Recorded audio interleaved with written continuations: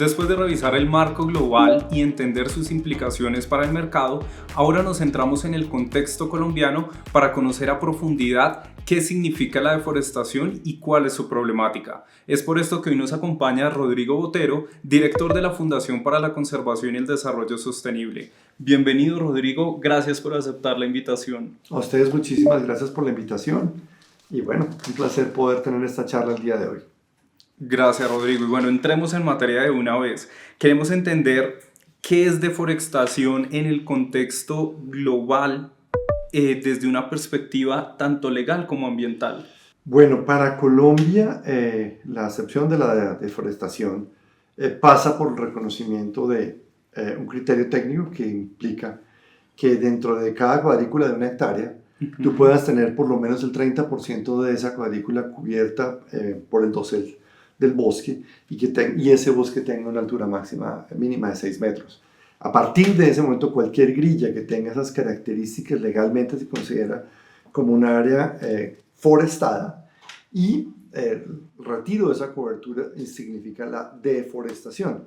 Por ello, digamos, es importante tener en cuenta que no son solamente los bosques bien conservados en donde hay una cobertura absoluta digámoslo, de este tipo de vegetación y con este tipo de características de su fisionomía en donde consideramos la existencia del bosque. Los bosques, como te digo, a partir de esas características de tamaño y de densidad de la cobertura, es decir, qué tanto se cubre el suelo con la copa de los árboles, que en este caso es de más del 30%, pueden estar en otros tipos de vegetación. Y esos tipos de vegetación efectivamente pueden corresponder desde a pastos, arbustos, especies rastreras, sucesiones vegetales, es decir, lo que llamaríamos los rastrojos, diferentes, digamos, tipos de cobertura que no clasifican como bosque, en ese caso por unidad, pero que en la grilla sí lo estaríamos considerando como tal.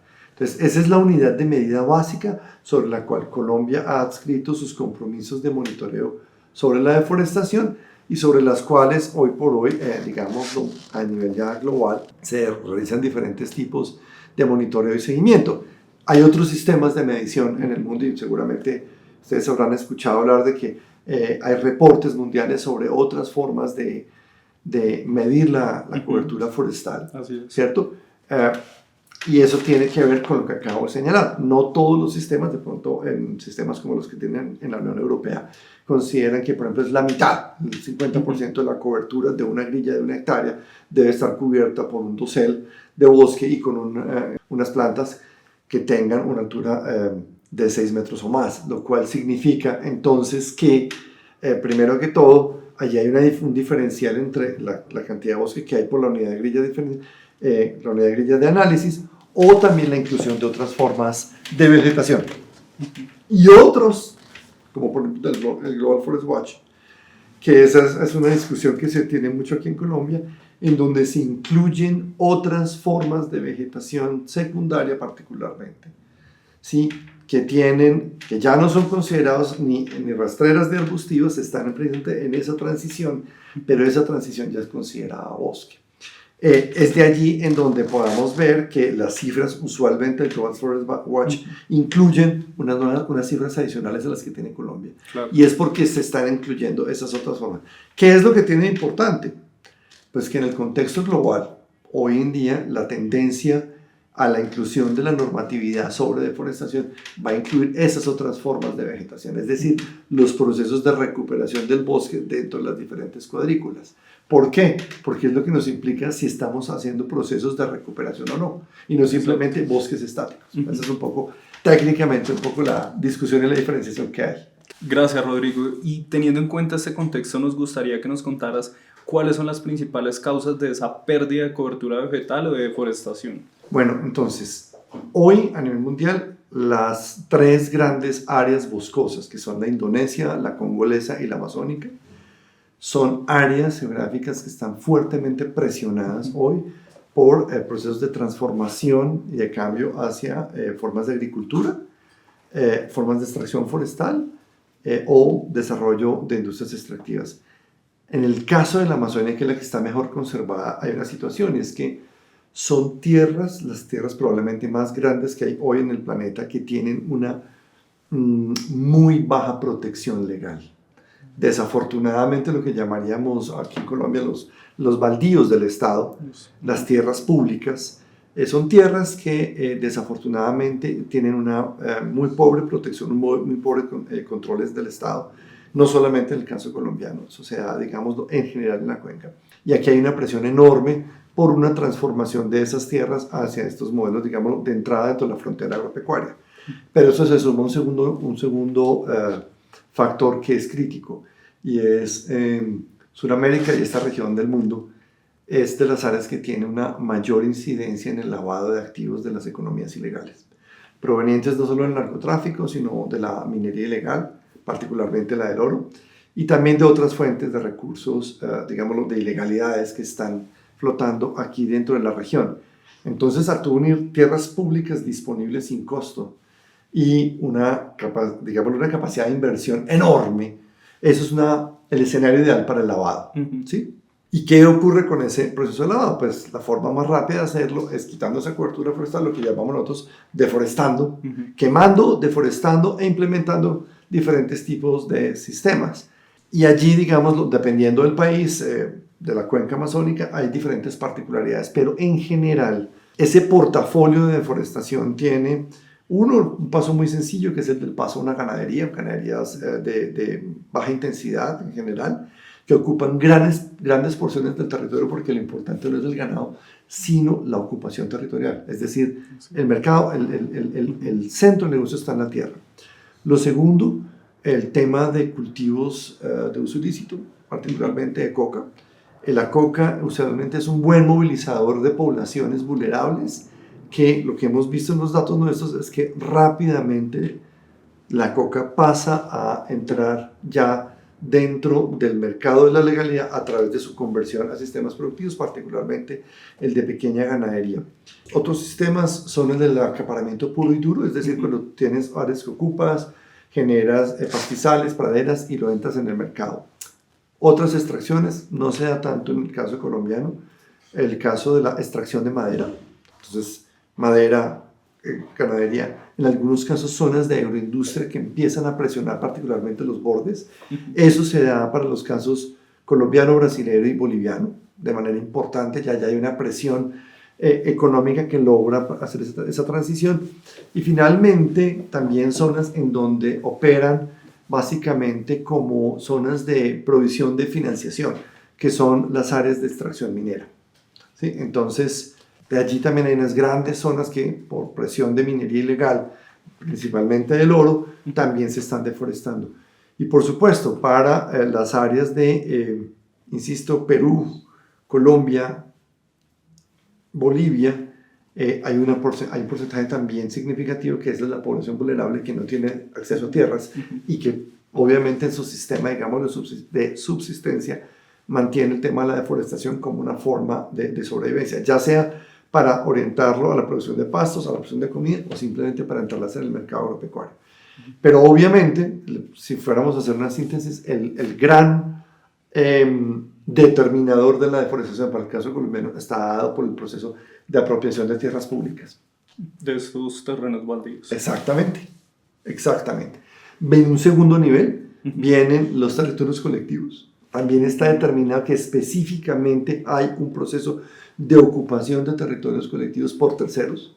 ¿Sí? Eso aplica para expulsión de comunidades indígenas, negras, campesinas. Y finalmente el tema de las áreas protegidas, que también tienen un núcleo allí, siendo, digámoslo, en la escala las que están en el cuarto lugar de ese nivel de presión. Pero pues obviamente, para la problemática en la cual estamos afrontando, las tierras públicas, particularmente lo que llamamos en Colombia la reserva forestal de la nación, que es la que nos provee a nosotros de nuestra seguridad climática, es la que está siendo más afectada. Frente a este reto creciente, que no solamente es de nuestro país, sino de países vecinos, ¿cómo están respondiendo los gobiernos y el sector empresarial y productivo de cada país? Es una muy buena pregunta porque aquí hay una reacción diferenciada. Primero, por primera vez en 3 décadas, los gobiernos de la región señalan que hay una preocupación porque el proceso de degradación y de deforestación es generalizado y en particular que la deforestación está asociada con pérdidas de condiciones de democracia. Eso, digámoslo, es un mensaje que a mí me parece crítico. Claro. Deforestación, hoy por hoy, en gran escala, está asociada con pérdida de democracia.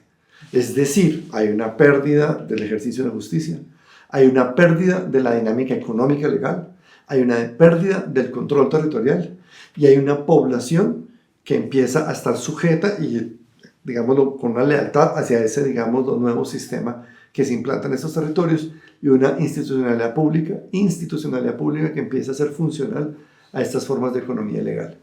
Entonces, hay, digamos, unas condiciones muy complejas de las cuales ya están hablando los gobiernos. Principalmente el liderazgo está entre Brasil y Colombia, claramente, y a su vez, por unas condiciones, con el tema de la empresa privada, las condiciones de adaptación de la empresa privada al mercado global lo están liderando, pues obviamente Brasil y Colombia en un segundo nivel, porque después de la salida pública de lo que es la regulación de la Unión Europea frente al tema de la deforestación, y es que a partir del 2020 no se aceptarán productos que provengan de áreas deforestadas para el comercio en Europa.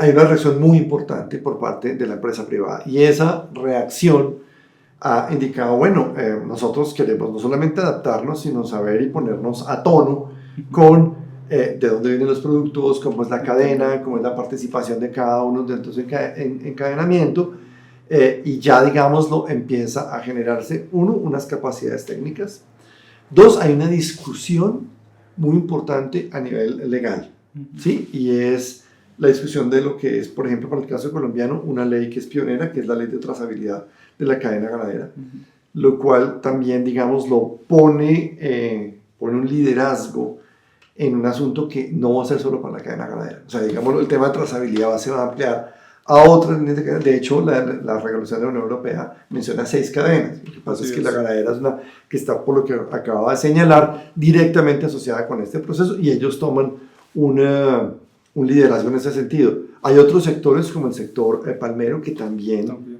tiene un avance muy importante. De pronto ellos, inclusive mucho antes que todo el resto, ya venían trabajando y vienen trabajando en procesos de no solamente generación de condiciones de sostenibilidad y obviamente también de tener un sistema con mayor trazabilidad. ¿Qué retos tenemos ahí? De pronto me estoy yendo adelante de algunas preguntas que van a surgir.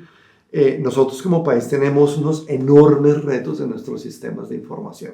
Nosotros tenemos una informalidad enorme en nuestro catastro, y sin catastro tú no sabes exactamente cuáles son los predios de los cuales hay diferentes tipos de producción, y por lo tanto la trazabilidad del origen es muy compleja. Porque hoy, claro, se dificulta porque, digámoslo, nosotros requerimos asociar productores a nivel de territorio con unos polígonos que estén determinados en un catastro y que los podamos cruzar con los diferentes sistemas de seguimiento y de transporte, ¿cierto? Es decir, la movilización del producto hasta sus diferentes niveles de transformación.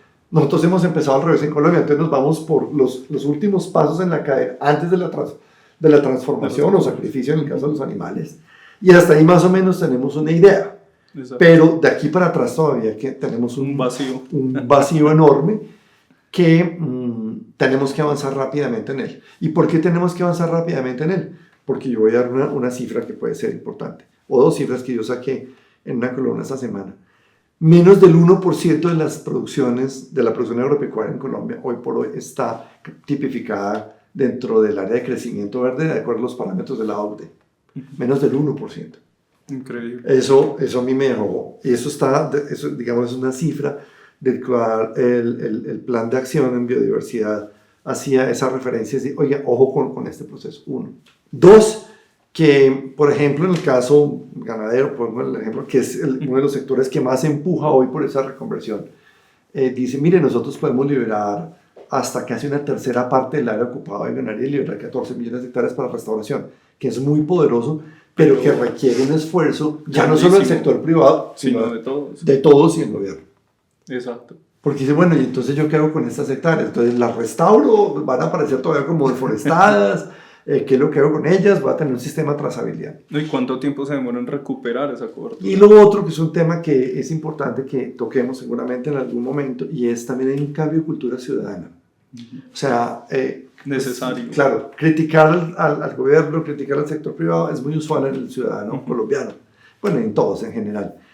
Pero decimos, bueno, ¿y dónde está la cultura de la gente para exigir trazabilidad? Por ejemplo, cada uno de los consumidores. Cada uno de los consumidores, exactamente. Entonces a la gente le fascina ir a comer hamburguesa, pero no pregunta, bueno, ¿y esta hamburguesa de dónde viene? En parte de los estudios que hemos desarrollado nosotros, con otros elementos de la cadena ganadera, por ejemplo, hicimos uno en donde veíamos la relación entre la producción de queso industrial y la producción de pan de bono en el Valle del Cauca. El pan de bono, que es un producto icónico colombiano, que además durante la COP16, pues eso fue la gran estrella gastronómica, y gran parte de ese queso viene de zonas de nueva deforestación, en departamentos como el Piedemonte, en el Caquetá, en su zona de Piedemonte. Entonces, ¿y qué pasa con los que sí producen bien? Bueno, entonces, ¿qué pasa con la gente que se está adaptando a unas condiciones de sostenibilidad? Entendía la sostenibilidad no solamente como una práctica técnica, sino como entender que para ser sostenible hay que incorporar criterios de zonificación. Es decir, ¿qué hago y dónde lo hago? Es donde está el elemento central. O sea, sostenibilidad sin hablar del dónde lo hago no existe. Así es. Entonces, mucha gente ni siquiera sabe la geografía de nuestro país. No, y digamos, ya que estamos entrando y digamos específicamente en algunas regiones del país, y ya para cerrar, ¿cómo ha evolucionado la deforestación en nuestro país? O sea, ¿qué zonas son las más críticas o en dónde podemos encontrar, por así decirlo, esos focos especiales que están, pues digamos, también alterando otras dinámicas económicas, sociales, políticas? Lo primero, entonces, lo que llamamos el arco de deforestación en Colombia está dado desde la región noroccidental del Putumayo, pasando por todo este borde del departamento del Caquetá, subiendo hasta el sur del Meta y cruzando hasta la zona del Guaviare, que entra en su límite con el Bopés.